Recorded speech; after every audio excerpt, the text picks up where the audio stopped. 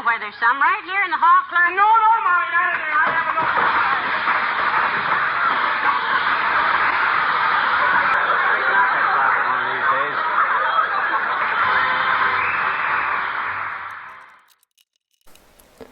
Hello and welcome back to part 4 of the Hickok 209A. In this episode is also all about the meter, and I decided to take the movement out of its case so we could get a look at it and see whether it was a plain microammeter or whether it was set up as a ammeter or a voltmeter. And I wanted to clean up the glass and everything anyway, so this was a good opportunity to do that.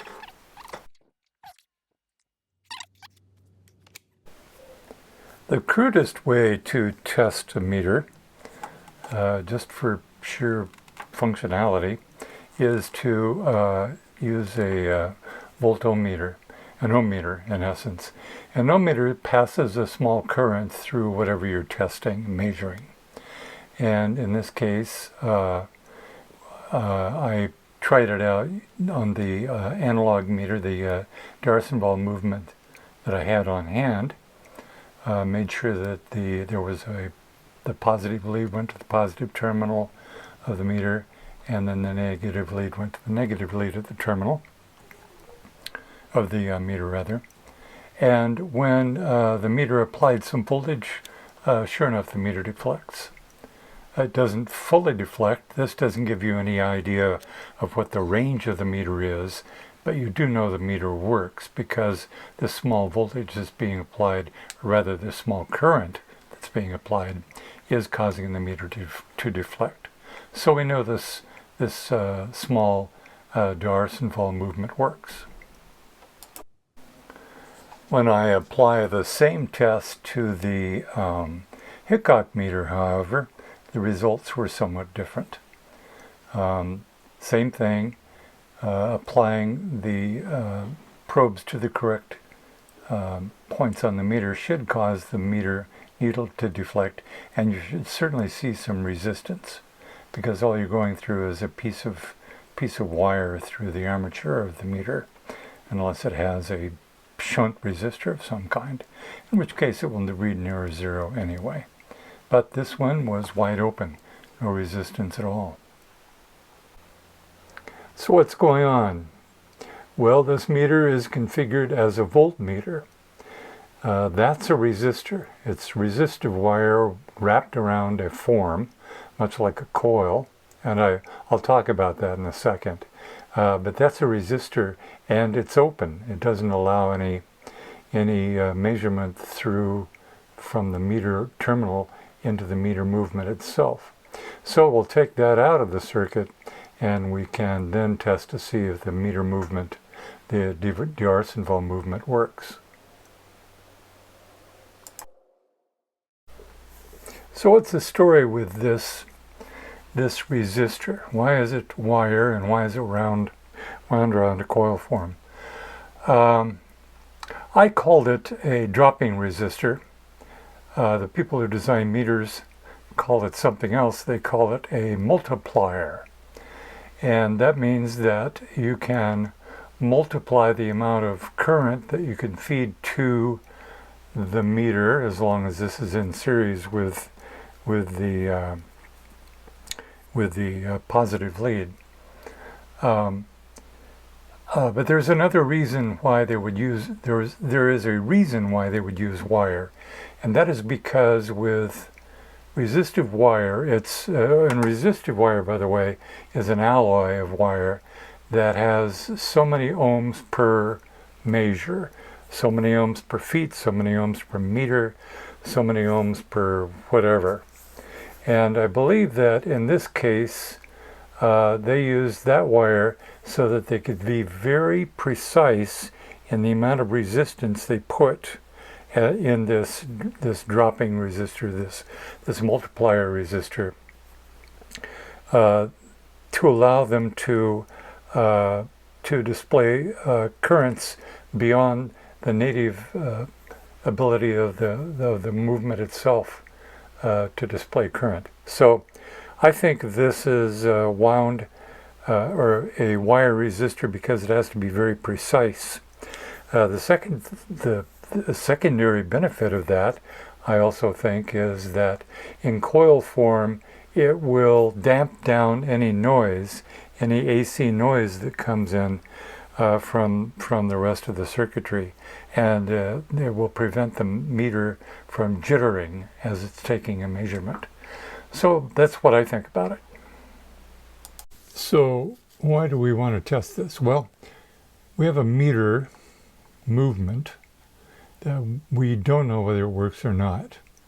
We do know that the series resistor that is in series with the positive lead of this meter is open, but it's of unknown value to us. So what we might be able to do is characterize this meter movement. First of all, we'll see if it works. Secondly, we can see what the DC resistance of this coil on the armature is. And given that, we might be able to backtrack and see what an external resistor right here might be in this case. But let's start by seeing if we can characterize the electrical characteristics of the movement itself. We test it using this setup right here.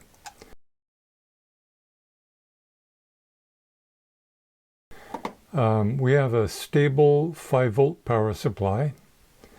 We have a 500K ohm variable resistor potentiometer with its tap out all the way so that we get maximum resistance through here. Then we hook that positive lead up to the positive lead of the meter under test, which connects directly to the coil, the winding on the armature. The other side of the power supply comes to the other lead on the armature. And what we do is we'll turn on this voltage, this 5 volts DC. We shouldn't see the meter deflect at all because this resistor drastically limits the amount of current that can flow through here, and it shouldn't be enough to deflect the meter, even if it's a microammeter. And then we slowly start moving this tap toward the other side, reducing the resistance here. At some point, we'll reduce the resistance enough and we'll get enough current flow through here that this will start to deflect, that this armature will start to turn and the meter, the pointer will start to move to the right. We keep turning it until we've got full deflection. The meter is turned all the way to the right. At that point, we stop. We measure the voltage drop across from the tap to this end of the potentiometer so that we know how much voltage is being dropped by that. Then we'll measure the voltage drop from here to here across the armature itself. And then we'll shut the power supply off and we'll measure this resistance right here, the resistance from this point to this point, and we'll measure the resistance from here to here if we want to. But this is the important one because this is the one that says how much current this resistor is allowed to pass through to fully deflect the meter. So the current flowing through this potentiometer is the one we're interested in. And that will tell us the meter resistance as well. What else should we do? I think that's it. So that will get us a good characterization of the meter, whether it works or not, and then what the DC resistance is, how much current it takes to fully deflect the meter. And let's do that. Okay, here's the setup. We've got 5 volts coming out of here. We've got the negative lead of the power supply connected to this terminal on the Darcy-Vaughan movement. We've got the positive lead on the power supply coming through this 100K trimmer resistor right here in my hand. I've got, which is not very well connected,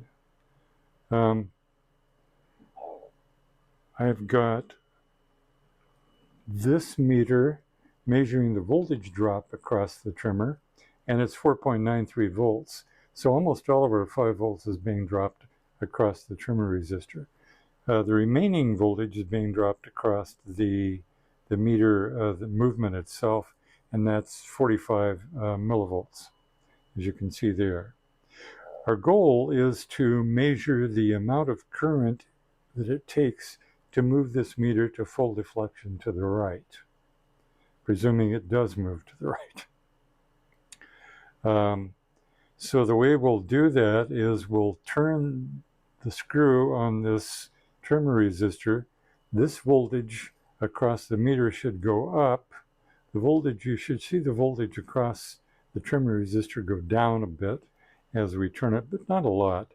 So that won't change a whole lot. That should change in millivolt, should change visibly as we turn the screw. Also, as we turn the screw on the potentiometer, we should at some point start to see the meter deflect to the right, if it's working. So that's what we're going to try here. I turn this, I think it's counterclockwise. I'll know because that voltage will go up or down, one or the other. Or if it only goes, yeah, so I'm turning it counterclockwise and it's not changing much. If I turn it clockwise, it should start to change. Yeah, now we can see it climbing 48, 49 millivolts. And we're ignoring the negative sign there, so it doesn't matter really. So now I'm turning this. What we should start to see is this meter deflect to the right, hopefully. If it does, that means the meter movement is working, and it's just that resistive wire. There it goes. I can see it moving in case you can't. And I know there's a dead spot on this trimmer, so that meter may drop and then come back up again. So the meter movement seems to be working. There's that dead spot. That comes back. And I've got to remember to throw this trimmer away when I get done with this. So what we're after here is to adjust this trimmer so that this deflects all the way to the right without hitting the stop. You don't want it so far that you're putting more current into it than it can handle. And that's about right there. That's about max right there. It's just stopping. So we've got 497 or 498 millivolts here. Get a pencil. 498 millivolts.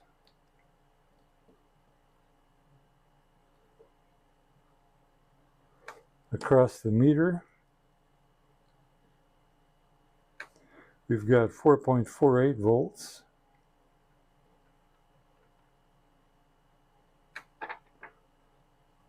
Across the potentiometer. And now I can shut this off and measure the resistance from these two leads on this potentiometer to get its resistance. And then we'll do some math. I can leave this meter in place, wait for the voltage to drop, see the meter lead falling back to its resting place. And that thing is complaining. Okay, and we'll measure the, let's take this off there. Then we'll measure the resistance. Oop, wrong meter. Measure the resistance across here.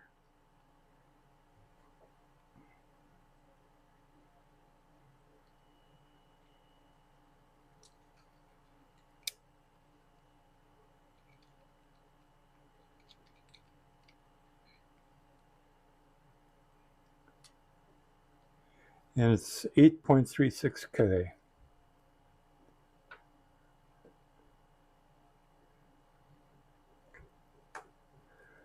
Across the potentiometer.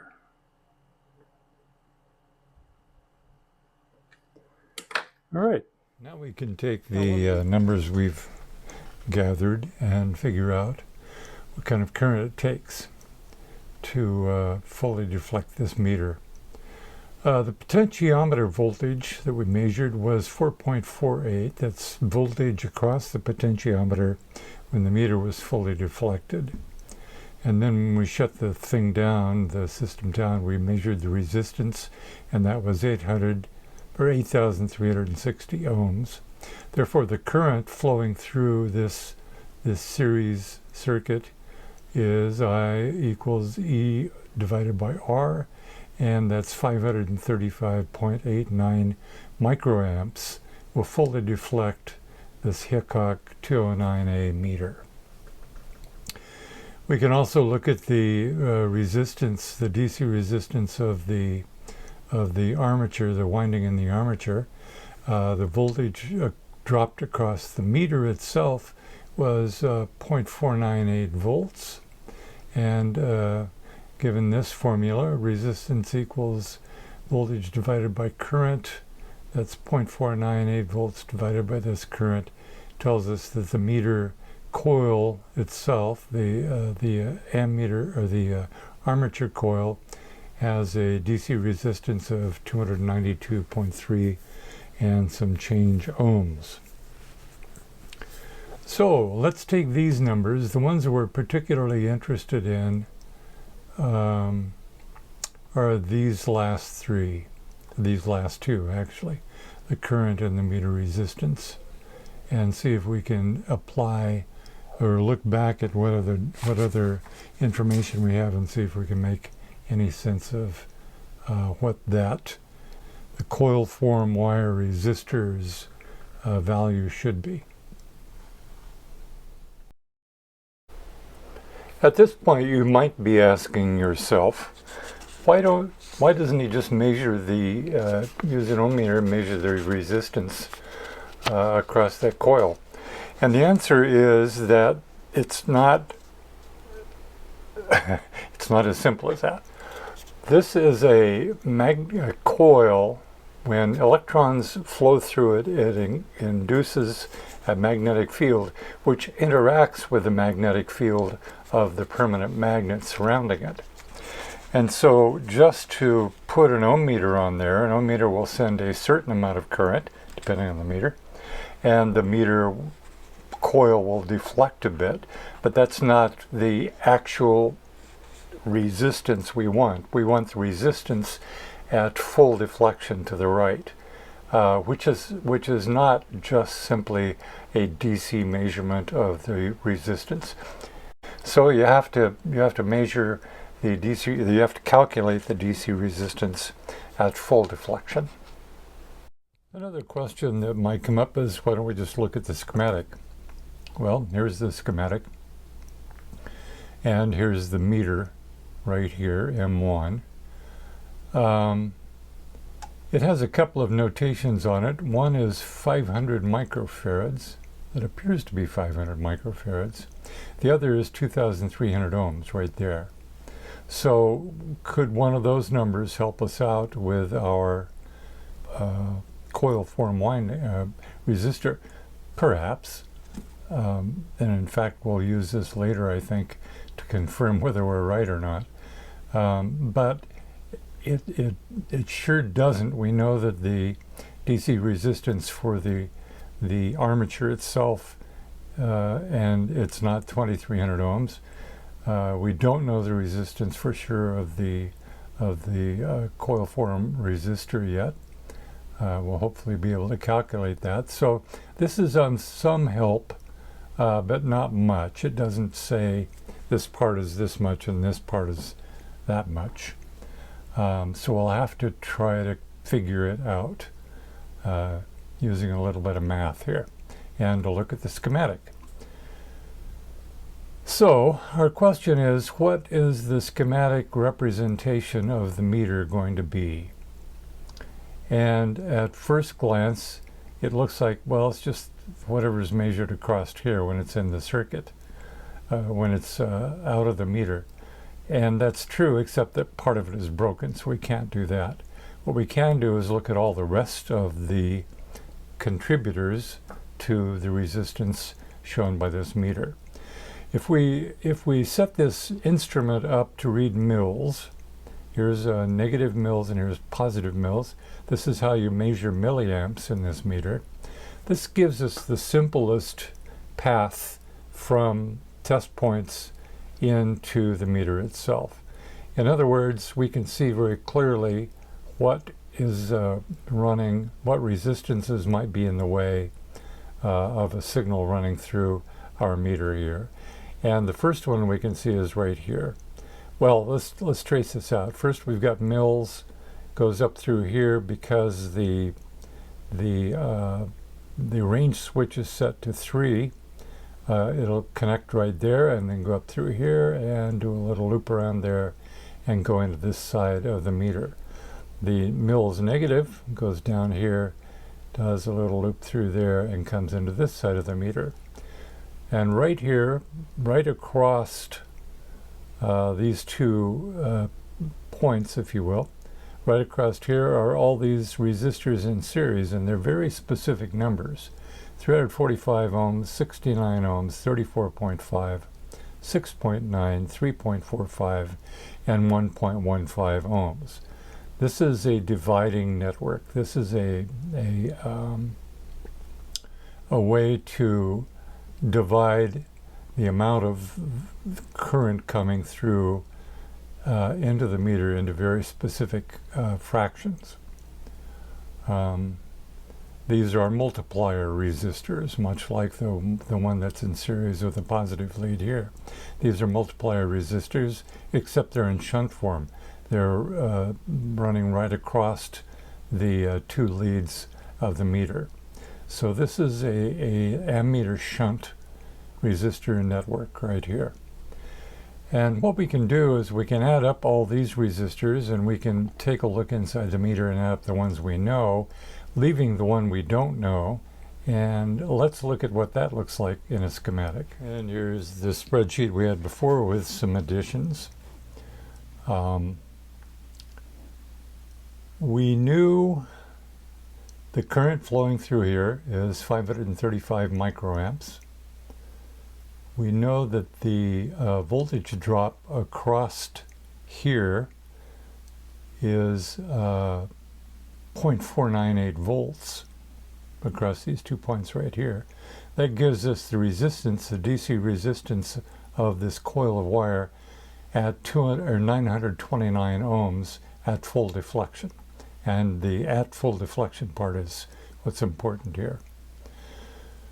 What else do we know? We know that there is a range switch that drops a shunt resistor across these two leads, and we know it's 460 ohms. And in fact, I measured it just to make sure. My DC ohmmeter says 461, so those resistors are still in good shape. So we have that. We have a shunt resistance of 460 ohms right here. And therefore, we must have a voltage drop across this of the current, which is consistent throughout the circuit, 535 microamps times the resistance gives us 0.246 volts drop across this resistor. So we have 0.498 across this resistor. We have 0.246 across this resistor. That means this resistor right here must have the addition of that voltage and that voltage applied across its two leads. If you add those two together, you get 0.744 volts across our unknown and unworking resistor. That's what would be applied in an ideal situation to get full deflection here.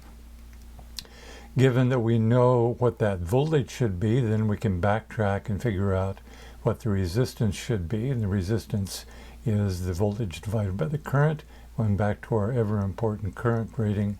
And that gives us 1389.3 ohms right here for our unknown and open resistor. So let's go back to what the schematic says. The schematic, let me see if I can type this in here. Schematic says that this resistance in the meter is 2,300 ohms.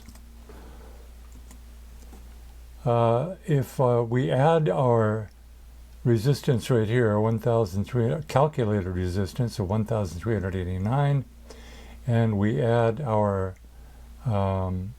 coil resistance, where did it go? Right here, of 929 ohms, that gives us a real resistance of 2,318 ohms. This is not counting the range switch. This is just what the schematic calls out, which is this part right here, does not include the range switch. So this calculation says 2318, the schematic says 2300. I think the schematic is giving us good information, and I think we've kind of verified what the resistance of this unknown resistor should be. It's going to be 2300 minus 929. What is it?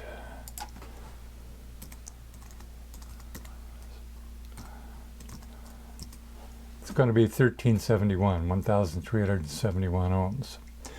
So we go back and take a look at that resistive wire again and the housing it's in. Let's see if it has any clues to further my belief that this calculation is fairly accurate. And I should add a proviso here. It's fairly accurate because, again, I didn't have the dial plate on here. I don't know that I was pointing exactly at 3. I just know it was pretty close to fully deflected. This current measurement is going to be plus and minus something, but we're already well within the ballpark here. So let's take a look at the resistor, the resistive element, and see what it says. So here's the top of that thimble, the coil form, and it has handwriting on it. It says, to my eye, it says probably 1,270. It could be 1,370, but I think that's a 2.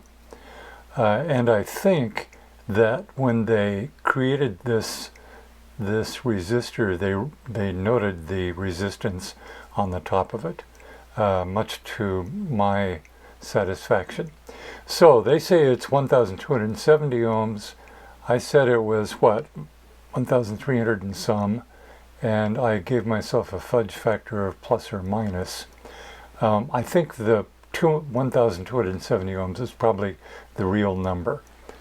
Had I had the dial plate on and pointed directly at the 3 mil marker on the label, we undoubtedly would have come up with a different current number, slightly different current number. Anyway, this 1,270 ohms is well within what works for me. The next thing for me is to see if I can repair or rewind this wire resistor that's on here.